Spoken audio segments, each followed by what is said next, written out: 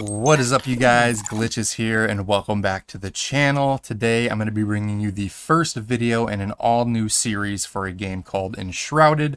I'm sure a lot of you that have been following me have been keeping up with my Once Human videos. I know I took a poll on the channel and asked if you guys would be interested in seeing some Enshrouded content because it's sort of a similar type survival game. And it was an overwhelmingly positive feedback on that. So I wanted to make a couple guides. I've got probably 7 different ideas lined up. If you guys have specific things you might want to see, be sure to comment down in the comment section below and let me know some different guides that you want. But for today's first video, I plan on showcasing my go-to endgame mage build. Mages are super overpowered and Enshrouded right now, do more damage by far than any of the other classes, being warrior or the archer, in my opinion. I will be making my best variation of those two builds for those particular class styles as well. But for now, I'm going to go with my main bread and butter. But yeah, it's super overpowered. I'm going to go over all the weapons, all the skills, the talents that you will unlock, and the progression order that you should pick them up, as well as the different equipment that you can use and where to find them. So without any further ado, let's jump right into it. So right out the gate, if we go to our character, for equipment, I'm going to be using the end game, actually a mix of all 3 of the endgame armor sets that can be found in the Sun Temple. I will probably make a guide on this so you can know the location of where to farm it. It's going to be in the basically the far bottom right hand corner in the Sun Temple. You can put a little altar down and quickly farm a chest that's in the basement basically of the Sun Temple to get all the pieces of all the 3 different sets. And once you do that, you can mix and match and make the set that I have now. So for the helmet, I'm using the Elder Hat, which is the Mage one of the set. That will basically give us plus 15% magical critical strike chance, as well as 12% critical strike damage, which is really nice for our spells. For the chest piece, and the other reason, by the way, before I go too in depth, that I'm mixing and matching is because of the rings that we're using, and I'll go over those in a minute. And also because in the late game, there's a good combination of both heavy hitting magical attack based enemies and physical attack based enemies. So you don't want to 100% go all in my opinion, on just like wizard magic based armor, because then your physical defense will be really low and vice versa. So I have it set up to where with this particular balance we get a good mix of everything, and we have a balanced physical and magical resistance with this. But for the chest piece, I'm using the warrior based endgame Sun Temple set called the Radiant Paladin Chestplate. That will give us plus 240 health and plus 24 stamina. For the gloves, I'm using the Elder Gloves. This will give us plus 9% damage against magical foes, as well as a 12% magic damage multiplier. For the trousers, this is the Hunter pants of the Sun Temple set, called the Eagle Eye Trousers. That will give us plus 18 stamina and plus 1 sprint speed. The Wizard Legs you technically can use, but it basically gives you mana regeneration and mana. And with the rings that we're using, mana is pretty much pointless, and so is spirit. So I went with something that we can actually make use of, and stamina is one of the few things that we're lacking in this build. So having that will give us the stamina boost and sprint speed boost that we wouldn't have had otherwise. And then lastly, for the boots, we're using the Wizard Boots, the Elder Boots from the Sun Temple. That will give us plus 4 mana regeneration and a nice bonus to our mana timeout reduction. Moving on to the rings, this is big, and basically, in my opinion, the most important part of this build. It is a double usage of the Ring of Opacity. It basically negates, you get minus 20% to your mana cap, but it gives you plus 20% mana regeneration. So between the two, it's plus 40% mana regeneration, which is insanely fast. You can see here, we have a small bar, but it refills almost instantly. So as long as you have enough spirit and enough mana to get maybe 2 to 3 casts of any given spell, you can pretty much spam them infinitely, because by the time you get done casting one, your mana will be fully recharged and you can just instantly cast the next one. Now, there is talks that these rings might get nerfed in the future, and if that does change and you can't get that instant mana regeneration buff anymore, you may have to switch to something like the Commander's Ring, which I have over here. Something like this will work well because that will give you plus 30% mana and plus 20% or plus 30 health. And that plus 30% mana, when doubled up, will basically increase and give you a huge mana bar. So instead of it being small with a fast regeneration, it's going to be a slow regeneration, but a ton of max mana to use. So it basically will equal out in the long run. So that is another potential option that you can do. But moving on, for the weapons, melee weapons don't really matter, but in this particular instance, I'm using the Light Forged Axe, only because it has 3 extra fire damage perks, and once I go over the skills, you'll see that we have some bonus to fire damage, as well as mana leech. So if in an emergency situation you're out of mana for whatever reason, you can whip this out, hit an enemy a couple times, and that can regenerate your mana a little bit quicker. But for the bread and butter, the main thing that you're going to be using for the build, and I'll go over the wands in a second, is the Shroud Weaver Staff. This is by far the best staff in the game. It can get up to level 35 at max, and it has plus 24 fire magic damage, which again will combo with some of the skills that we have to do even more. And where you find that is actually right by the Sun Temple as well, and it will be a guaranteed drop every time. Basically, if you're at the front of the town where the Sun Temple is, if you follow the edge of the cliff line, they're basically right down here, just below the Shroud Root, is going to be a chest on a platform on the edge of the cliff. That chest will basically guarantee you the Shroud Weaver drop every single time. And then for the, I'll probably make a whole separate guide for this, as I mentioned before, but the armor pieces can be farmed from a chest in the basement of the Sun Temple, and you basically just throw an altar down right outside the side entrance, and you can just run in there over and over and over again, and keep farming. And within about an hour or so, maybe about an hour and a half, I was able to get all 5 pieces of all 3 sets, so you got the best armor in the game for all 3 classes. So that is where you can get that. So Shroud Weaver, OP staff, by far the best staff in the game. For wands, however, in my opinion, the best staff in the game would be the legendary Ritual Tempest weapon, Tempest wand. Right now, I only have the epic variation, but the gold legendary version does drop. I'm, I guess, just very unlucky and haven't gotten it yet, even though I farmed for hours for it. I still haven't gotten it. But this gives us 4 bonus plus 9 shock magic damage perks. So it's one of the few wands that is straight up additional magic damage, and we do have shock bonus in our skill tree. There is a blaze wand that has the same type of thing, but it's all fire damage. That ideally would be the one that I would use instead of the Tempest wand, but in the early access there's only a blue rarity of that blaze wand. No one's found even a purple version of that yet. So as it stands, the Ritual Tempest for inside the shroud is going to be the best wand. Now, when you're outside of the shroud, in my opinion, the best wand in the game to use is the Helix, and that is because pretty much everything, this includes animals and basically any of the bandits in all of the endgame bandit camps, are going to be critically affected by shroud damage. So this is basically similar to the Tempest one in the sense that it's straight up bonus magic damage, but in this case it is all shroud, and because it's legendary, we're getting 5 of these damage perks instead of 4.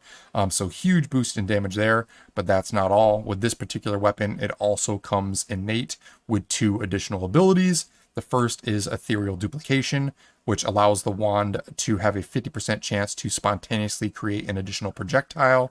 This combo is amazing with a skill that we'll go over in a moment in our tree that makes you also spawn an additional projectile. So there is chances during battle when you're fighting enemies that you can actually spawn 3 projectiles at the same time and just one-shot an enemy with one swing of your wand, because especially if it's a crit, because it's going to be doing all 3 hits instead of just 1 or 2. And then lastly, it has Overcharge. This wand holds a chance to amplify its damage output, and the attacks deal bonus damage up to the overcharge percentage, and this particular wand has almost a 20% overcharge percentage. So if you crit, plus all the bonus 9 shroud magic damage, plus the bonus we're getting from the talent tree, and have it proc the overcharge buff, You can see how this could be a super high damage weapon that can swing really, really quick. And as I'm sure you guys know, wands don't use ammunition, so you can just infinitely swing this thing until its durability goes away. So super, super handy wand for when you're outside of the shroud. When you're inside the shroud, though, that is the big downside. It is basically useless. Almost all the enemies within the shroud are ineffective to shroud magic damage, so you're basically going to be doing almost no damage to them. So I always have both the Tempest and the Helix equipped at the same time, so that way when I'm outside the shroud, I use the Helix. When I'm inside the shroud, I use my Tempest wand. That way I can get an effective attack on basically every enemy type in the game. So that is the weapons. Moving on for spells. There's a bunch of spells in this game, but I can tell you right now, the only ones you probably really ever use is the Eternal Acid Bite. This just throws down a carpet of basically damage over time acid, and as long as the enemy is standing in it, they will basically get melted. This is basically your heavy shielded unit, slow moving unit, or boss melter. Those big brutes in the bandit camps, or even I'll probably show footage of the Fellwinter Viren that you fight. You can basically one-shot them with this ability, just one cast. It does have a long cast time, so you kind of want to play your positioning right. And you can get lower tier versions of all these spells that have shorter cast times, but honestly, you're so powerful that 90% of the enemies you're going to one or two shot, and I have never really run into a situation where I've gotten so caught up with a bunch of enemies that I couldn't handle to where the cast time really made a difference. But Acid Bite, super good for slow moving or tightly packed up groups of units and bosses. Next, for ranged units and single targets that are from far away, this is basically your sniper spell, is going to be Eternal Fireball. This does really nice range damage, and we get bonus damage to this through skills in our skill tree as well. Has a little bit lower cast time than Acid Bite, which is nice. And it also has a nice AoE damage effect. So when it blows up on an enemy, not only are you going to hit that enemy, but you're going to hit every other enemy within probably a 5 to 10 meter radius, which is nice. And then when you combo that with things like Chain Hit and Mass Destruction in the skill tree, it basically just spreads even further, and you can clear out entire rooms with just one fireball, which is super nice. Next, we have Eternal Light Burst. This is basically a very quick cast, low damage spell that can push back and stun enemies. So enemies that have shields, things like that, flying enemies even, that can be really fast and annoying. You can quickly throw out this Eternal Light Burst, and that will stun them temporarily and give you a few seconds to either reposition or cast one of your harder hitting spells that might be a little bit slower. So really good combo there. And then last but not least, one of the most overpowered spells in the game, which we also will be boosting in our skill tree that I'll show in a second, is going to be Shroud Meteor. This basically has near a 180 degree cone effect, where you just point it in any direction, and basically within a huge cone in front of you, any enemy that's within that nearby vicinity will just basically be auto-targeted by this, and a meteor will drop from the sky and not only plummet them into the ground and actually create a crater in the ground, but just do a ton of extra damage. And that will combo, like I said, with some of the bonus perks we have in our skill tree as well. Moving on to consumables that I would recommend. Always try and bring your meat for constitution, highest level one that you can find. You'll start out with lower level like boar meat, sheep meat, wolf meat, things like that. But as you get higher, you can get things like grilled sand digger meat. You can start making like soups and things like that if you have the farmer unlocked and get some higher tier recipes. So this is not even the highest one. You can get +5 or +6 constitution on some food items. Then I would also recommend definitely a mushroom based food, which will give you plus to your intelligence. And this one gives you +4. There is a higher one that gives you 5 or 6 that you can make that just cost a few more ingredients that you can unlock in the late game. So make sure to grab those. And then the other two big ones that I highly recommend is the elixir. You get -1 minute maximum time in the shroud, but it gives you a 30% damage multiplier bonus for 30 minutes. And then last but not least, the legendary Prayer of the Flame Scrolls. This will give you +1 minute in the time in the shroud, and a +20% magic damage bonus for 30 minutes. So combination of those two, plus any of the consumables you get to increase your intelligence, you're going to be doing a ton of damage. Most enemies are going to get one shot by everything in this build, except for really just the level 30 enemies. Might take 2, 3 max. But yeah, that is all of the consumables and the weapons and armor. Last but not least, let's move on to the skills. This is the most important stuff. So before I go over the actual build, in no particular order, you can probably pick these up halfway through the build or even at the end of the build if you really want. But these perks in particular are ones that I would recommend on every single build, is going this route right here to get endurance, runner, and double jump. This is going to help you reposition more easily in fights because we're not very stamina heavy. The couple points in endurance are going to give us a little bit more stamina, and our sprint speed will be increased, and our stamina consumption will be decreased by an additional percent.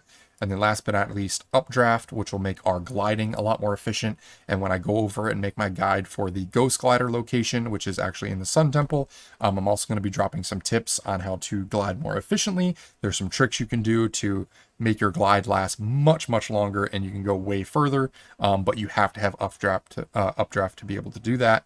But for the main portion of the build, how you want to start it rather, is you're going to want to start in the battle mage tree, pick up the point in intelligence as well as absorb, which gives you a 10% chance to generate 1 mana for each health that you lose. So anytime you get hit, it's going to increase your mana a little bit faster.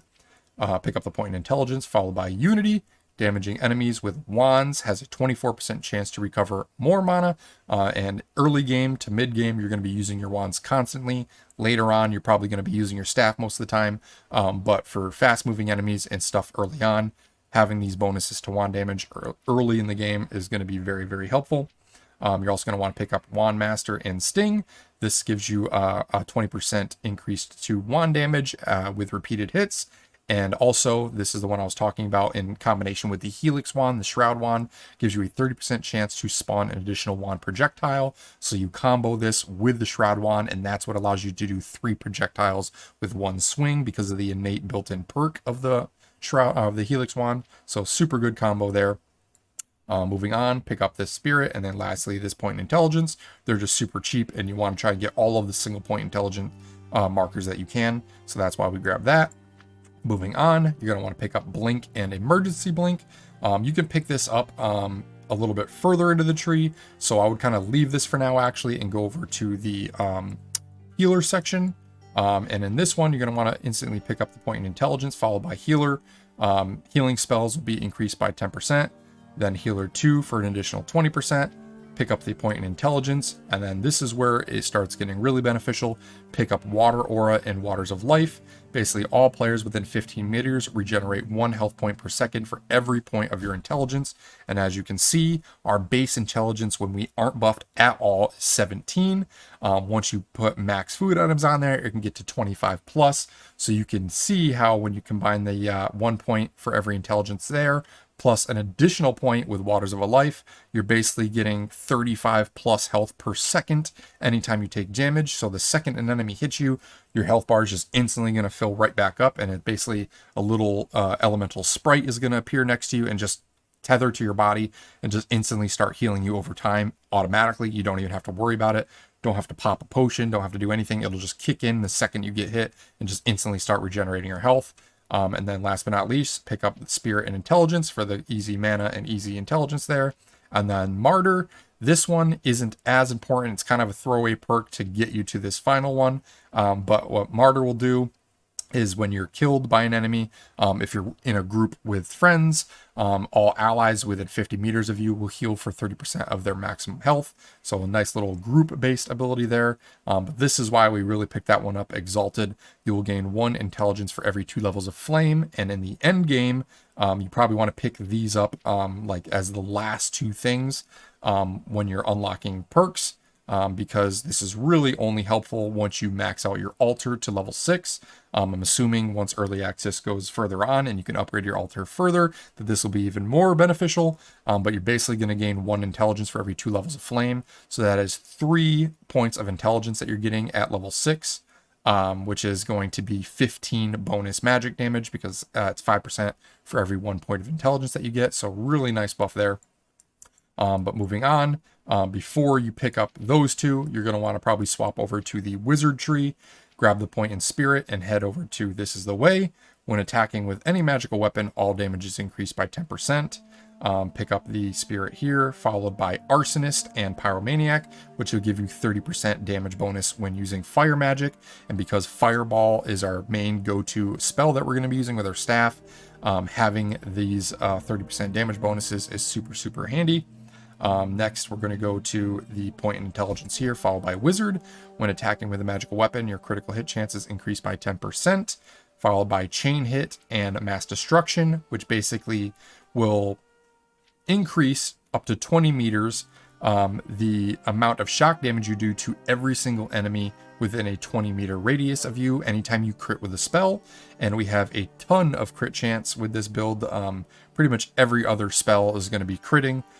So super, super helpful, and it just does like really, really good AoE clear, especially for like easier ads, those bugs, things like that. If the Radiant Aura that we'll go over here in a second doesn't kill them, literally one Fireball will. You can just throw it at the ground. The AoE from the Fireball and the Chain Lightning, if it procs, will basically clear out every single enemy in the area instantly. And last but not least, the final point in intelligence. Moving on, I would then pick up the Quick Charge, which reduces the time staves are required to charge up a spell by 50%. Super, super handy, and probably one of the most important spells in the mid to late game once you start using your staff more frequently, because some of those cast times can be pretty long. Then you have Counter Strike, which will give you basically a 20% chance to reflect 50% of the damage that gets done to you back to the enemy as fire damage, which does combo with the 30% Arsonist and Pyromaniac skills. Then we're going to want to pick up the point in intelligence, followed by Begone. Not really that important. You're really never going to use it, but we use it to get to the next two. Basically, it replaces your melee when your melee weapon is broken with a magical powered punch that can stun enemies when you hit them. Pick up the point in intelligence, followed by Terror. This is a big one on a critical hit with a spell, which again, you'll be doing all the time. The target will be stunned for 4 seconds. So when you're using things like the Acid Bite, that does multiple rapid ticks over time. So the chances of this proccing are pretty much 100% when you're using Acid Bite. So you can stun lock big bosses pretty much instantly if you don't kill them right off the bat with one hit. If they have bigger health pools, you can basically stun lock them. This is also good for like fast moving flyers. I found that when I throw a fireball at one of the drakes, which can be annoying at times, they basically get stunned in midair, and that will give you time to throw out your second one. You don't have to worry about them chasing you down. So super helpful ability there. And then last but not least, you're going to want to pick up Radiant Aura and Sun Aura, which basically all foes within 10 meters of you take 1 fire damage per intelligence. And because we have such high intelligence, you're basically doing a ton of free damage.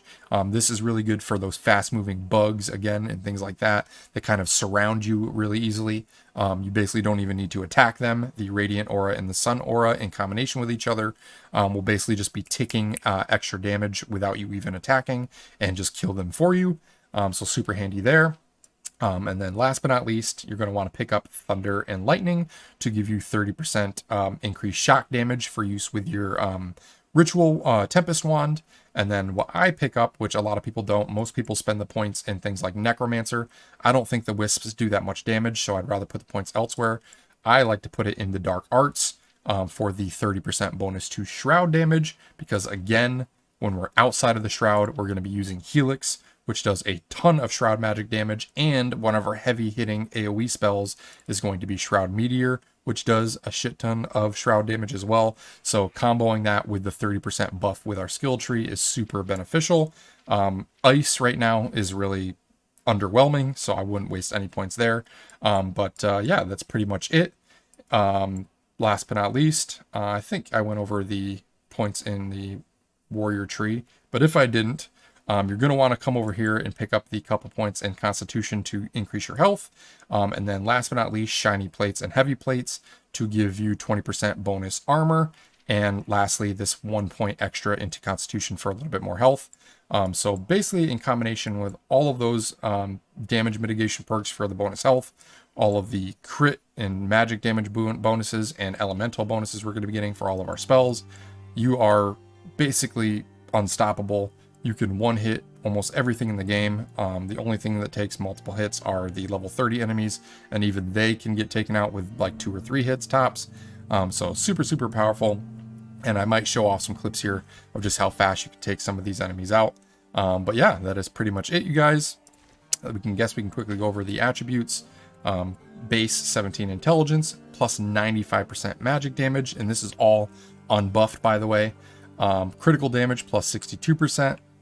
So super handy. We got a balance of physical and magical defense, which is nice. So you're covered on all of your bases for pretty much every enemy in the game, at least in the early access. But yeah, that is the build. If you guys enjoyed it, you found it helpful, be sure to smash that like button, comment down below. I appreciate all of your guys' feedback. But until the next one, I hope all you guys have an amazing day, and we'll see you all later.